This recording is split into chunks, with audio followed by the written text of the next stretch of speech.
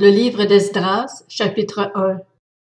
La première année du règne de Cyrus sur la Perse, l'Éternel réveilla l'esprit de Cyrus, roi de Perse, afin que s'accomplisse la parole de l'Éternel, prononcée par la bouche de Jérémie, et il fit faire de vive voix, et même par écrit, la proclamation que voici dans tout son royaume. Voici ce que dit Cyrus, roi de Perse. L'Éternel, le Dieu du ciel, m'a donné tous les royaumes de la terre et m'a désigné pour lui construire un temple à Jérusalem en Juda. Qui parmi vous fait partie de son peuple?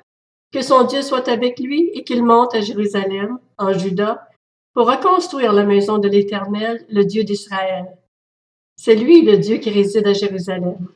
Partout où s'est installé le reste du peuple de l'Éternel, les habitants de l'endroit lui donneront de l'argent, de l'or, du matériel et du bétail, avec des offrandes volontaires pour la maison de Dieu à Jérusalem.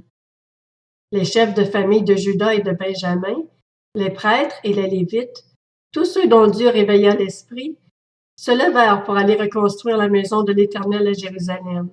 Tous leurs voisins leur donnèrent des objets en argent, de l'or, du matériel, du bétail et des choses de valeur, en plus de toutes les offrandes volontaires. Le roi Cyrus rendit les ustensiles de la maison de l'Éternel que Nebuchadnezzar avait amenés de Jérusalem et placés dans le temple de son Dieu.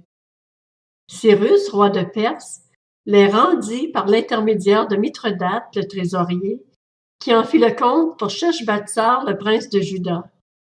En voici la liste. 30 bassins en or, 1000 bassins en argent, 29 couteaux, 30 coupes en or, 410 coupes en argent de valeur secondaire et 1000 autres ustensiles. Le nombre total d'objets en or et en argent était de 5400. Tout cela, Sheshbatsar le ramena de Babylone à Jérusalem avec ceux qui revenaient d'exil.